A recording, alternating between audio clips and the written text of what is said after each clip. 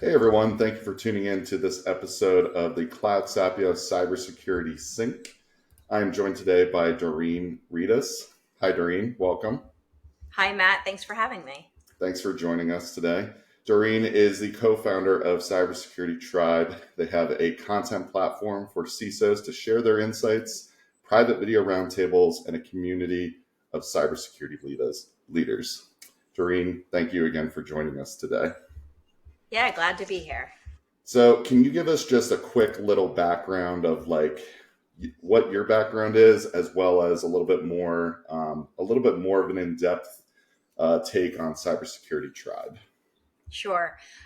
So I was initially in B2B media and the tech space for well over 2 decades. I started in enterprise mobility before mobility was even a thing. And then I branched into cybersecurity and really found like my passion, right?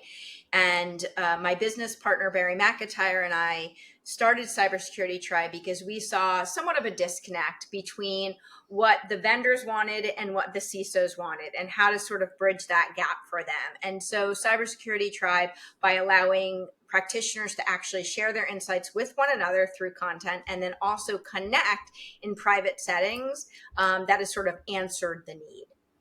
That's fantastic. I think it's a great need, and I think you guys are filling it fantastically. I started, I joined the website. I have been following you guys on LinkedIn. The content that you guys share is awesome.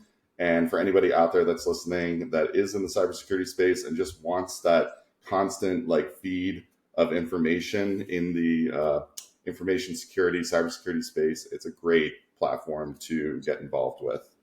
Thank you.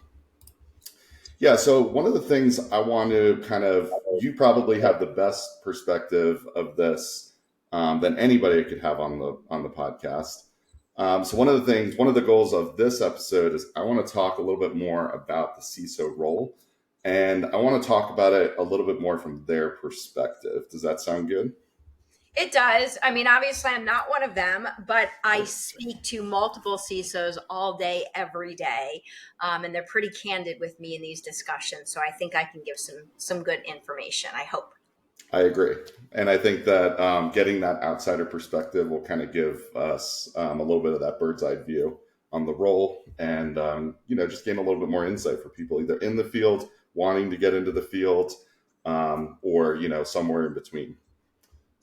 So from basically what drew you to work closely with CISOs and as you've worked with them, what have you learned from them? So there's a few things.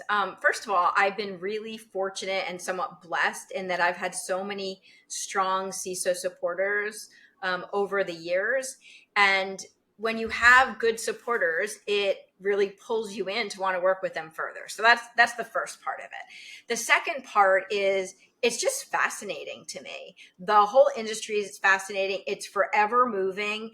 And I don't think oftentimes for the layman or outsiders, they realize what an impact and the necessity and how it affects people's lives when they're truly securing organizations. It goes much more, further beyond just, hey, is that data not being breached? So I think that's part of why I love what I do. Yeah, that's awesome. And when you see those roles I'm sure you're seeing it from many different angles, many different levels. What is, I guess, the biggest thing that you take away from seeing the role from maybe a startup to a larger organization? Anything you can share with us there? Yeah, I think there's pros and cons from both perspectives, right? So I recently spoke to a gentleman who's both a CIO and a CISO because they're a smaller organization. And in some ways, obviously, that's very, very challenging because you don't have a distinct person just focused on that. And they're wearing so many hats. On the flip side of that, though, they're sort of intertwined. And so they have a different bird's eye view, if you will, of what needs to happen within the organization so they can balance well. In a large organization, when you have a CISO, they have a bigger team. They have folks that are specific to maybe insider threats or penetration testing, which is great because they have tons of resources. But that also is more challenging in different ways. I totally could see that. And then this, maybe not from the perspective of like the smaller and the larger, you can approach this question however you want, but what are you seeing as like being the top priorities for CISOs in 2024 going into 2025? What are you hearing Yeah. the most of? So that's one of the things I ask every CISO I speak to. I don't know, I'm getting hot on this podcast. I started off cold and then wow. Woo. Well, you are in Florida, so I know that it's probably a little bit hotter there than it is here in Denver. Well, it's now 78 degrees and it was a brisk 74 this morning. So yeah. Mhm. So to answer that question, yeah. So every conversation with CISOs I have right now, I ask them what their focus is. And a lot of times they'll say, well, I think these are my focus, but you might bring something up, Dorene, and all of a sudden that's a focus as well. But the things that we're hearing the most, data security, because Definitely. data is obviously, the crown jewel, if you will, their most valuable asset. And so making sure that that's secure is critical. Something that, continues all the time and has not gone away is identity. And now today, whereas we used to always speak only about human identity, over the last, I'd say 8 months, we're starting to see a big focus on non-human identity as well. And that's obviously because there's been some breaches that have made the news that were because of non-human identity, that they were able to access them. And then the third, I would say, so AI is interesting. There's two pieces of AI that comes up all the time. There's the part of making sure that the business is able to be innovative and enabling the business as a whole while still ensuring security. And so that's a balance for CISOs, right? Sure. But then also there's the sophistication of attacks that are coming in through AI as a result of AI, I should say. And then now new technologies to combat those using AI as well. Okay. So I guess that kind of bridges to my next question, which is kind of how have you seen this role evolve over the past couple of years? I'm assuming that AI is a big component there. Yeah, I mean, AI and machine learning have been around for a very long time. So that part of it's not new. But Chat GPT really sort of changed the scope of things significantly. And so everybody within organizations wants to use Chat GPT or some sort of generative AI, I should say. It doesn't have to be that one, but a generative AI to be innovative and be able to work, more efficiently. But that also comes with an influx of risks. And so that's one of the major changes we've seen, but also the threat vector, right? The attack surface has gotten larger because there's just so many different tools that folks are using, and things that we didn't see as potential threat vectors in the past or attack surfaces in the past today are. Yeah, no, absolutely. And so I guess does that kind of these threat vectors that are like new, is that kind of like the main focus of the conversations that you're having today with the CISOs today, based on, like AI and a lot of these like newer type of attacks that we haven't seen in the past? Is that the majority of where your conversations focus, or is it just kind of, okay. I know. Honestly, it's a great question. And I didn't mean to interrupt you, but as you were saying, I'm like, yeah, but no. What I speak to them most frequently about is, I don't want to say the stress because it's not all stress, but the concerns they have for their organization and making sure that they have as much in place as they can to act quickly and respond to any threats that come in, mitigation, that they have a really good policy and procedures in place, right, for incident response. Because I think all CISOs, doesn't matter what size organization they're in, they know there are going to be incidents. It's not a matter of, will we, it's when, right? And so the key components for all of them is being sure that they always have everything in place they need to be able to respond quickly, that their teams are mobilized for that as well. But to your point, and you're spot on with this, Matt, as there are new attack surfaces and threat vectors, being able to rapidly alter whatever response plans that they may have in place to address those new threats. 100%. So they have to get a little bit more agile with possibly the tools that they have in place to address threats that they may have not considered. For example, if I'm purchasing some sort of tool, an incident response tool of some type at the beginning of the year, and now there's this new emerging threat towards Q3 of the year. Now I have to adjust and maybe make it work to a degree, something like that. Yeah, and look for new tools, or also making sure that their teams are properly educated as well. That's a big piece of it, right? That security awareness and training that we talk about all the time. Because things like if you're an organization that has a BYOD, nobody thought about QR codes as a possible concern in the past, but now your employee is using their QR code to scan a menu, but they also have all of their corporate information on that device as well. So these are things that just weren't thought about in the past. 100%. That I recently saw an email actually using a QR code. This is kind of a little off topic, but just for a sec. A user had reported it to me, and it was like update your payment or update your paycheck information here, and you scan a QR code, and it comes in through your email. And I feel like QR codes are still in this like weird phase of like not looked at as a threat, especially by standard users because they're used so often, everywhere. So that's an interesting one that you just brought up there. I want to kind of like stay a little bit on this topic, but kind of shift the narrative a little bit. What are the biggest frustrations or the biggest things that you're hearing from CISOs in this current, the ones that you're talking to now, if you can share, frustrations in the field, frustrations with the tools, anything in that area that you can share?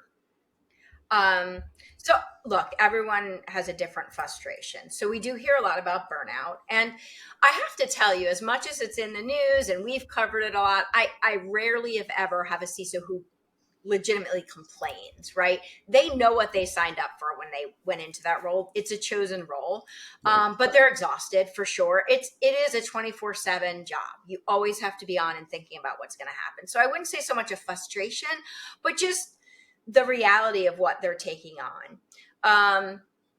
I think one of the things I hear frequently, and again, this isn't all CISOs, is now with the new SEC ruling and the liability that potentially CISOs can face as well. And we've seen some of those in the news also, not just for public, but also private companies as well. They don't always have the autonomy, to make the decisions they need to make to ensure that security, and yet they're still accountable and liable for things. And so that can be a frustration at times. And then when you get into the vendor space or technology, if you will, right? Because it's always people, process, technology. Those are the three pieces to it. So when we talk about the technology, I think a lot of them are looking for technologies that can answer multiple challenges at once, or can cover multiple solutions, if you will, instead of having to constantly bolt on additional solutions. And so that's a frustration I hear a lot. Like, hey, why hasn't a vendor come up with this, right, that covers all of this? Do I really need this one and this one? I do, but yeah. Yeah, I would imagine that the lack of support and resources or tools that can do multiple things. I know that that's something I look for personally, just functioning as a virtual CISO. It's hard to justify, especially on a financial level, that I need 5 tools. It's a lot easier to justify 1 tool, even if that tool costs the same amount as 5 tools. I feel like that's an easier argument for finance from my experience. And also administratively, right? Like that's the other thing you have to take on. Like how many, beyond the cost of the actual solution, it's the time and cost that goes behind the administration for each and every tool. So if you have one single pane of glass, if you will, it sort of changes how you address it. I completely agree there. And so kind of back to what you were saying before about being like the liability aspect. Are you hearing anything about like, having that liability hanging over their shoulders while not having the resources to take on that that level of liability for the organization? This could be a podcast in itself. I do know of 3 CISOs specifically that come to mind immediately who left organizations because the board was not willing to put into place the things that were necessary to secure the organizations properly. Mm-hmm. And so they had to step away. They were able to step away, right? So these 3 gentlemen, and they were all men, but they were able to step away financially. But not everybody's in that position. And so that's where I say there's a whole nother podcast. It's like, when you have a newer CISO, if you will, or somebody who has 5 children at home they're supporting, and they've got to make a really tough decision ethically, right? And also for their own personal liability at the same time. It is very challenging. So it comes down to different organizations, and some, this isn't an issue at all, but I'm hearing it more frequently for sure. I could see that. And I welcome the possibility of having that future podcast of just on this topic with you later on. I think that would be great. I agree with you there. So in terms of this kind of bridges, I guess, to my next question of business alignment. So this is kind of a, it's the reason that we have jobs. It's the reason that security is there. It's the reason, business enables security professionals to do their jobs and vice versa. What does that look like in terms from the CISO perspective today, that business alignment with security and it moving kind of at least somewhat in parallel? Impressively, I think it's very much in the right direction. It is awesome. Rare that I ever speak to a CISO who doesn't understand that their job is really business enablement and allowing that organization to proceed down their mission, which is ultimately to make money always, right? Everything's revenue driven, while still remaining secure. So I think a lot of CISOs, they don't want to be seen any longer as the Department of No, N-O, but they are the Department of K-N-O-W. So that is something that, but I think we're starting to see a shift. And that excites me for them and for organizations as a whole. Yeah. And I could see it just in, like you said, with recent news, even with, Congress and governments getting on board with all of this, the field in general, on the negative side of things, the, cyber attack space is growing rapidly every single year. It feels like it's doubling every year. The amount of ransomware attacks and everything like that. And therefore, the cybersecurity field is also growing at an alarming rate each year. Kind of on the word of growth, but kind of going back to the original question, what does it look like in terms from the CISO's perspective when it comes to this rapid growth initiative from most enterprises out there? The rapid growth, sometimes, are you seeing it hard to keep up with that rapid growth on the security side? Needing that support? What's the general temperature there? So I think it can be very challenging for CISOs when business units are moving quickly and making decisions or bringing in technology without alerting the security department. And that is very challenging, obviously, and creates significant risks for organizations. So, and I think you were going to ask me this later on, but it pulls into this, so I'm going to say this now. One of the key components or needs is that the CISOs are communicating regularly with other business leaders and building strong relationships. And when they're doing that, and I see a lot of them doing that, right? So spending less time in their offices, literally and figuratively, and much more time networking and building relationships with heads of other business units and stakeholders. When they're able to do that, then oftentimes they have a heads up when business units need certain things, and they're able to, because in the best case scenario, security is being not bolted on, but bolted in, right? So if you can do that in the early stages of bringing in new applications and things like that, it makes their job easier. But to your point, yes, it is very challenging with the growth of business as a whole and all the new applications that are available, whether you're in marketing or sales, and how quickly they want to move. Yeah. No, and I actually love that you jumped ahead to this because I want to kind of hone in on this topic a little bit because I think this is the bulk of where this conversation should be going. Is that kind of what I'm noticing, at least in the field, and you can correct me if this seems inaccurate, is it's becoming a lot more of a networking type of role where it requires that constant connection in the field and constant communication and networking with other cybersecurity professionals, going to events, joining webinars, subscribing to newsletters and getting information as soon as it's, readily available. Obviously, a lot of information can be information overload, but I think that from what I've seen, it feels like the better way to approach this role of being a CISO nowadays is kind of joining with others and treating it more like a community approach where maybe there's an attack out there that you have no idea about, but just this little niche group of people has an insight on because they've been hit by this attack. So gaining that insight from those people, it feels like it used to be just enterprises used to be very like segregated, and there was like a lot of like individual, like you just do what you do for your organization. You sign in at 9 o'clock, you go home at 5. But of course, with the evolution of LinkedIn, events, webinars, all these things, it feels like now it's more of a growth of community. And how do we approach keeping each other safe, even if we're competitors, even if we're, like not trying to do business together? How do we approach all of these attacks? How do we approach this collectively instead of trying to figure it out for ourselves?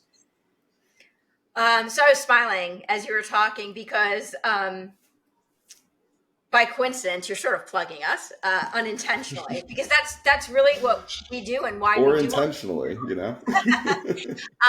So when we hold like a private video roundtable with a group of CISOs, they are sponsored, but we don't allow, and like the vendor's not allowed to talk about products. It's not a product discussion at all. In fact, the vendor's not presenting.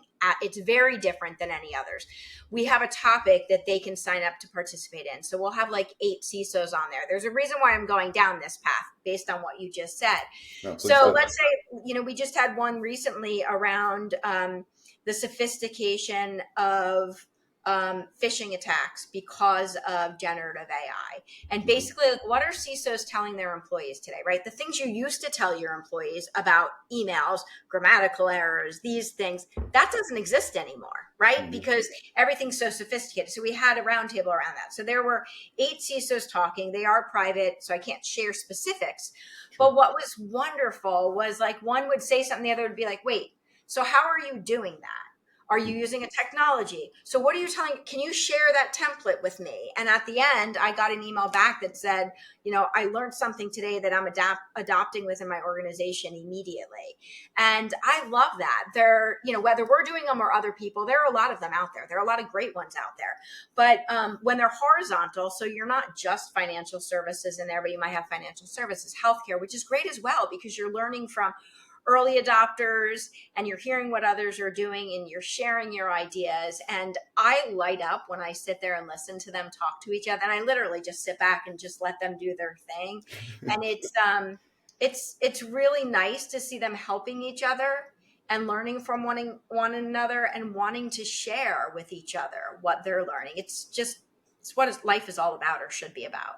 I completely agree. That's so awesome. And I'm going to follow the plug there and say if anybody here is interested in getting involved, go check them out, Cybersecurity Tribe. There's just a large plethora. And if you're a CISO, then reach out to Dorene. She could probably get you connected and maybe included in one of these roundtables at some point in the future.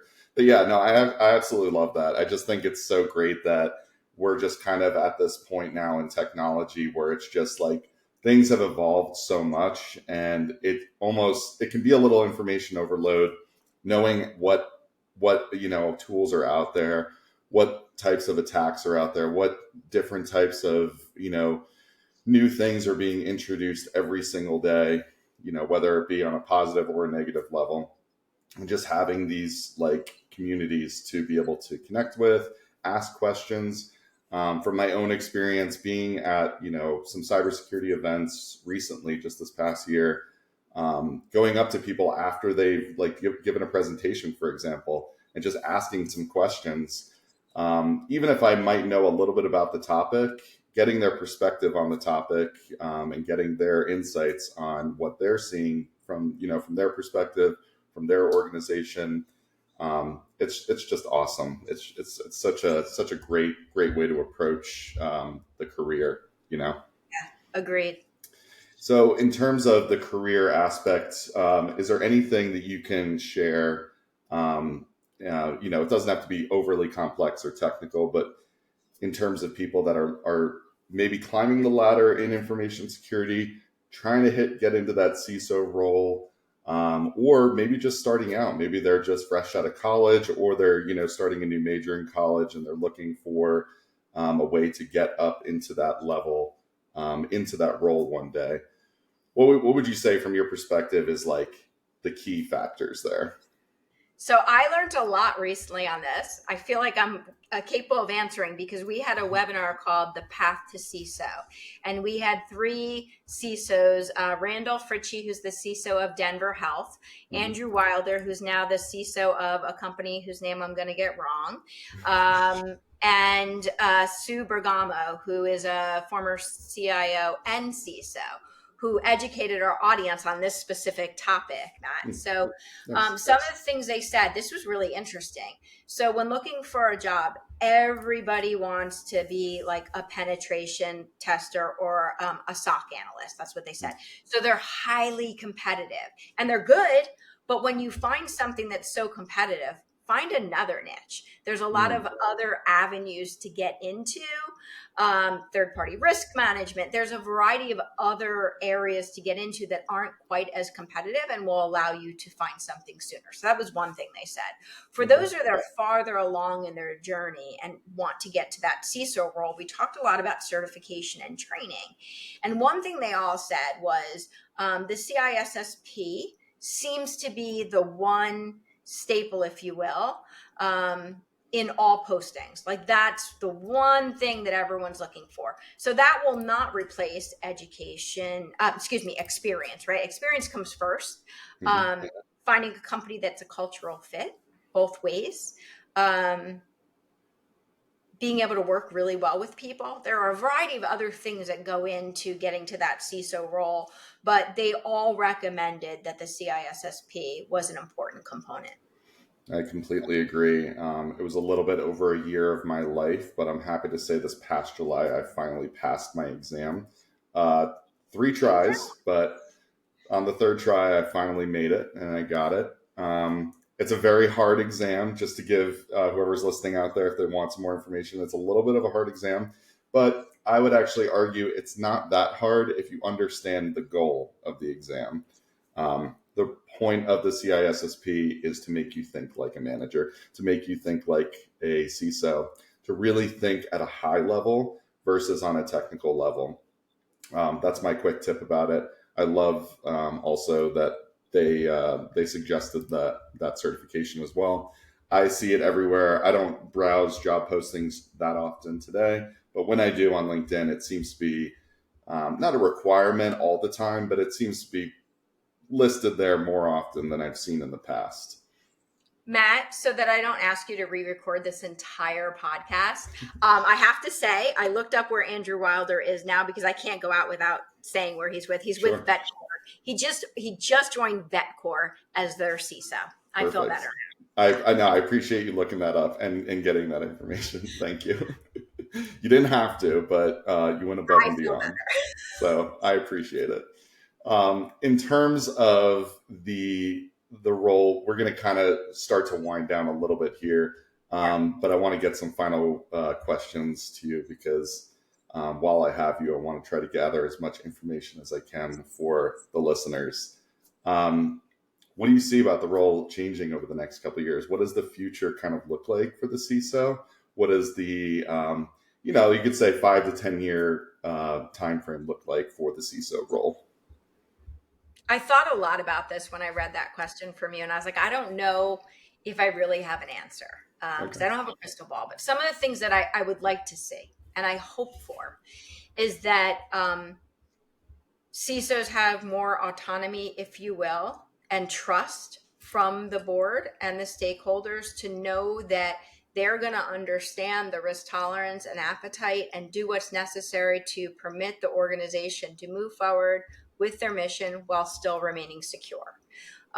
So that's what I would hope to see as time goes on, and that not just the board, but folks throughout all areas of the organization understand the criticality of the cybersecurity department or information security department, and have a level of respect and desire to learn more about what they do and what they can learn from them. Those are two things that I see. Outside of that, the changes will be exactly what we've seen all the time, which that there's new technologies coming in, there's new threat vectors all the time. We've got to, move quickly. What we're talking about today is most definitely not what we're going to be talking about even next year or the year after that. So all of those things I would expect to continue. No, 100%. I'm actually going to add a little bit of insight to this question as well, because I'm with you. None of us have a crystal ball, not even in the next 10 years, but next year it could be different, right? Yeah. So I think that one of the things that I'm hopeful of is AI. People have talked a lot about how AI could take their jobs and things like that. That actually is not a fear of mine, being in cybersecurity. And one of the reasons why is actually because in the CISSP textbook, it says that AI can never replace a human, because a human you need to be able to confirm and check certain threats and things like that. So you can have AI tools all day long helping you out, but it will never be the full CISO role. You just need to have a human there. So that's one of the hopes I have, at least. That could change, but no, I would agree with you wholeheartedly. You can't replace people. Yeah, not in all areas. Yeah. I think that there's some, there's absolutely a need for AI for certain, combing through logs, things that are repetitive tasks. Even some of the SOC analyst role stuff is going to require a little bit of that. Penetration testing is already being used. AI is being used for that already. So it's already being used in a lot of these roles. But in terms of replacing the role entirely, I just don't see it. So that's just mine. Again, talk to me again in 50 years and we'll see. But at this current stage. So while we're winding down here, Dorene, any other key insights that you want to talk about? Anything that Cybersecurity Tribe is currently doing, working on? Just want to give you a plug here to talk about anything Cybersecurity Tribe related. I appreciate that. I think one of the things or the value that we try to offer to the important part of Cybersecurity Tribe is we're answering the need for both the vendors and the CISOs, which is what I've always wanted to do. I have great relationships with vendors. I've had those relationships for years, as well as with CISOs. And unfortunately, sometimes, not in all cases, while CISOs know they need the technology, the vendors get a bad rap. Mm-hmm. And I've managed sales teams, so I also understand why the sales teams do what they do. However, the CISOs are like, well, when I need you, I'll come to you. So by us hosting these private video roundtables and having vendors join the discussion versus talk product or sell, we're bringing them together to build relationships, what we've talked about before. And so it's not about the need for their product today. It's just about getting to know one another, talk about the guitars behind you, whatever that is. And then when the time comes where there is a need, they are most likely going to speak to that vendor. And so that's what I love. It's in my DNA to help people, both in my personal life and doing a lot of charitable work, as well as then in business. And so where we need to make money, we're helping both sides, but in a very different way. That's my dream, at least for us, and what I think we're accomplishing. That's awesome. No, that's great. I'm so glad that you guys are doing it. I'm so glad that you've created that space, and you and with your other founders found a need for that and are filling that. How do people get? Go ahead. Sorry, I will plug one thing. So my business partner, Barry McIntyre, who's based in the UK, he's behind the scenes all the time. And so he's not out there like I am. I always like to bring his name up because he is 50% of what I do. Like, we could not survive and be successful like we are without everything that he does as well. So I just wanted to mention him. That's fantastic. That's awesome. And it's great to have just a partner like that. That's just, you guys just work with each other so well. That's awesome. So how do people get involved, Dorene? How can CISO contact you? Maybe join a roundtable? What do they have to do to get involved with Cybersecurity Tribe? So if CISOs go to our website, which is very simply cybersecuritytribe.com, we have two areas. You can subscribe to the newsletter, which is either weekly or monthly. So we don't spam. That's the other thing that sort of separates us from others. We're not doing mass marketing. It's based on what your needs are. And then there's also a join section where they can join the private community as well. And then they can contact me through there if they're interested in attending some of the roundtables or even providing content, because that raises their own, a lot of them do it because it's raising their own brand awareness as well. And I think that's wonderful. So it's a win-win, right? They're raising their brand awareness. We're getting content to share with others. So yeah, that's how they can reach out. Fantastic. Yeah. Everybody go check out cybersecuritytribe.com. Join the newsletter. It's a great newsletter. I'm subscribed to it, and get involved however you can. Even if you don't think you have anything to contribute, start at least, get involved, reach out to Dorene if you have any questions. They can contact you on LinkedIn as well, right? Oh yeah, absolutely. So contact her, get involved. It's a great community. I highly, highly recommend it. Dorene, I really, really appreciate you giving us the time today. Thank you so much for joining us on the podcast. Matt, this was fun. Thank you. I appreciate you giving me your time as well. Absolutely. No, we're so happy to have you. And if you want to learn more about again, cybersecuritytribe.com, go to their website, or if you want to learn more about CloudSapio and what we do, go check out cloudsap.io. We can help you get SOC 2 certified, ISO certified, HIPAA, all of the different certifications. So go check us out. Again, Dorene, thank you again for the time. We really appreciate it. Thanks, Matt. Take care. Take care. Thanks everyone for watching.